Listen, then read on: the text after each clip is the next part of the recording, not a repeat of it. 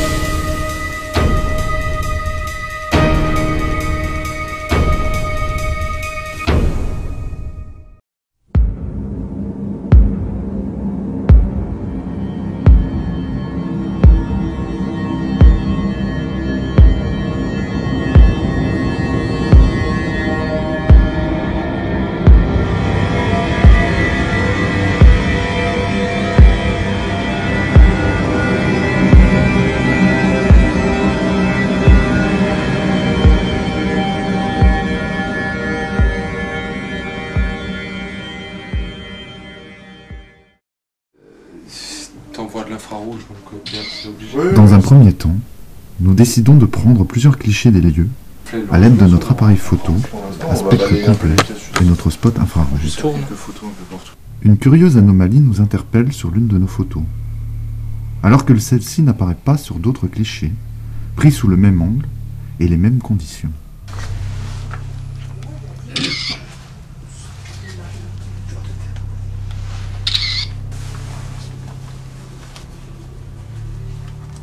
T'as combien en température là? 21? Non, non. Ici il n'y avait pas 20, ici il y avait 19,5 et 19,7. Il y a une ombre bizarre qui se déplace. Je sais pas ce que c'est. Il me semble apercevoir une ombre se déplacer dans la pièce. Celle-ci ne paraît être visible qu'à travers l'écran de notre appareil photo. Ça passe, ça. Est-ce qu'il y a quelqu'un présent dans cette pièce? Je vais allumer un appareil qui permet d'entendre votre voix. Je répète ma question, est-ce qu'il y a quelqu'un ici parmi nous? Cette chambre?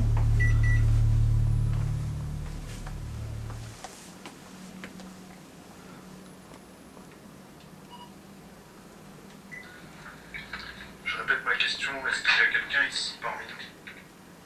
Cette chambre?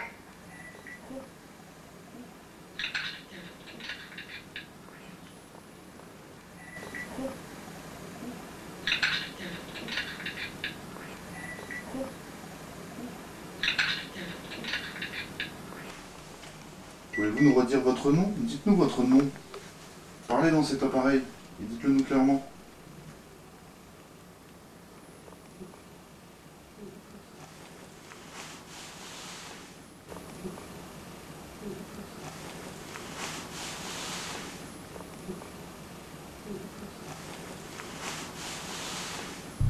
Dès le départ de notre investigation, nous sentons clairement une présence parmi nous.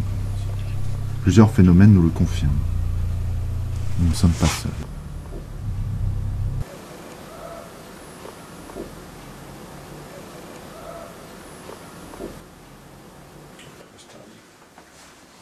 Après la chambre des enfants, nous décidons d'enquêter dans la chambre où se trouve le miroir. Le miroir semble vous intéresser. Vous avez fait apparaître une lumière. Est-ce que vous pouvez le refaire?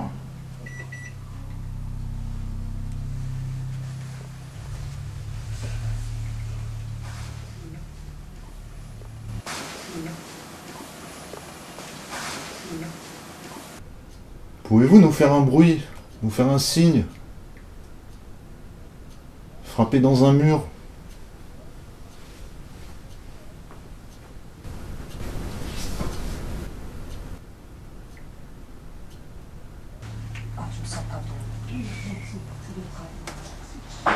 Vous n'avez pas peur de nous?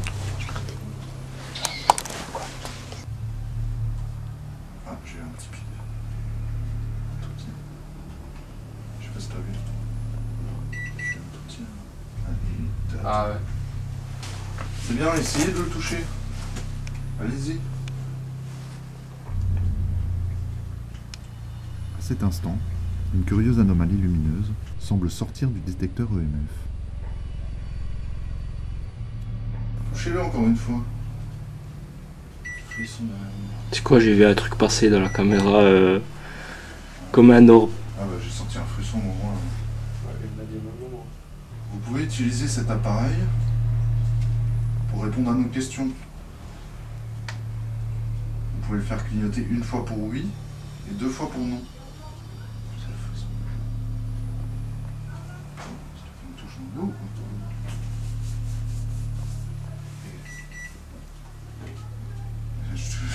T'es sûr?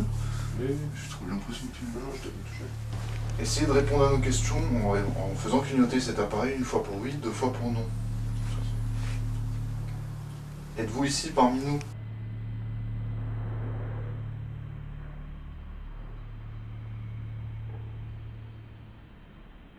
Êtes-vous ici parmi nous? Oui. Est-ce que vous pouvez bouger cette lumière plus fortement?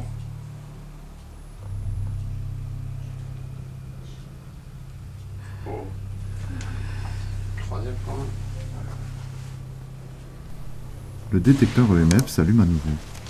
Une entité se sert-elle de cet appareil pour communiquer avec nous? J'ai eu mal. Je te jure, je suis sûr que tu le verras sur caméra. T'as vu sur caméra? De quoi? Je vais pas lancer comme ça, j'ai des vertes. Quelque chose d'étrange ici. Non, il y a quand même quelque chose, parce que la chose, c'est pas trop, mais pas vrai. Êtes-vous un là? La clignoté, hein? Ou température. Oh, la clignoté une fois. Êtes-vous ici pour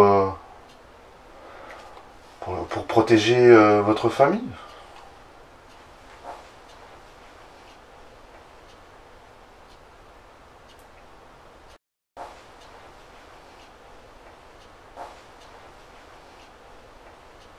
Mais eux se sentent oppressés.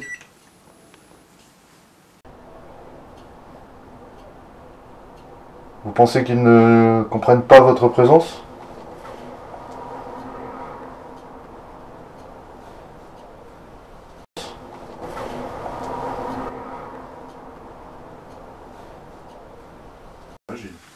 Ah, mais t'es dans le vif là.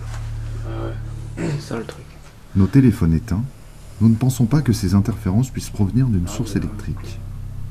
De plus, les réponses obtenues nous ont semblé pour le moins intelligentes. Oh, mais là, c'est pas le téléphone. Juste après cela, des bruits nous interpellent dans la pièce d'à côté.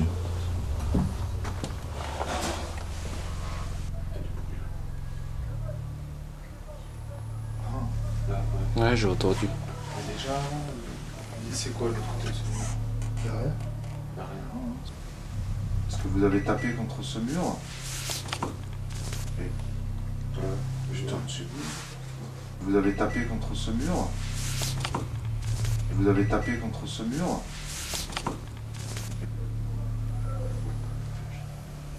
Eh, je m'entendais. C'était dans la pièce, hein.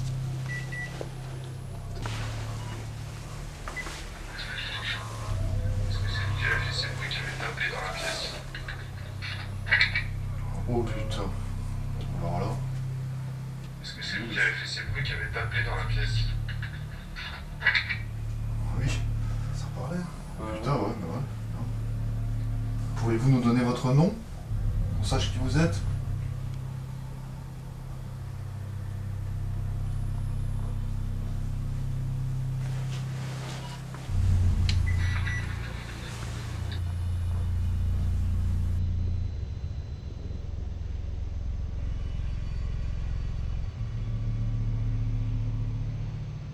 Pouvez-vous nous donner votre nom? On sache qui vous êtes?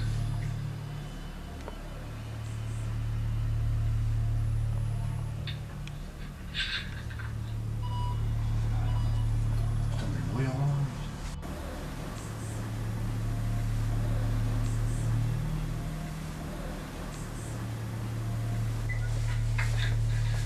Juste après, je pose une question. Parce que la partie maudite. Est-ce que c'était mal de faire ça?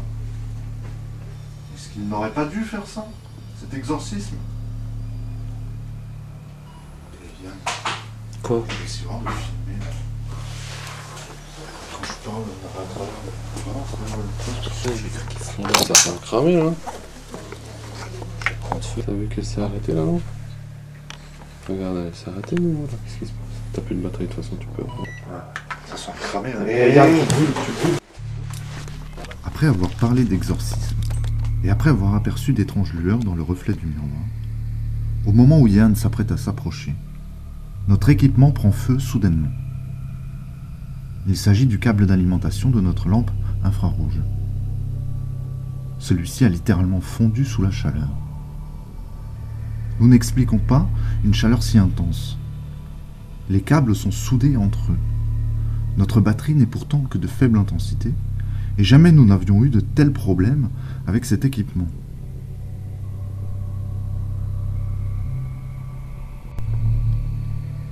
À première vue, ce miroir semble bel et bien avoir un lien avec tout ça.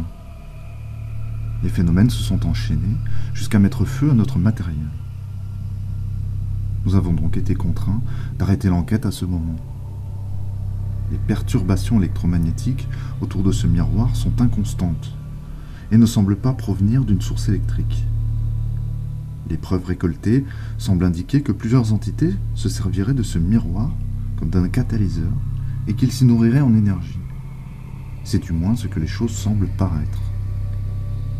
Quoi qu'il en soit, la famille a décidé de s'en débarrasser. Et depuis lors, plus aucun phénomène n'est à déplorer.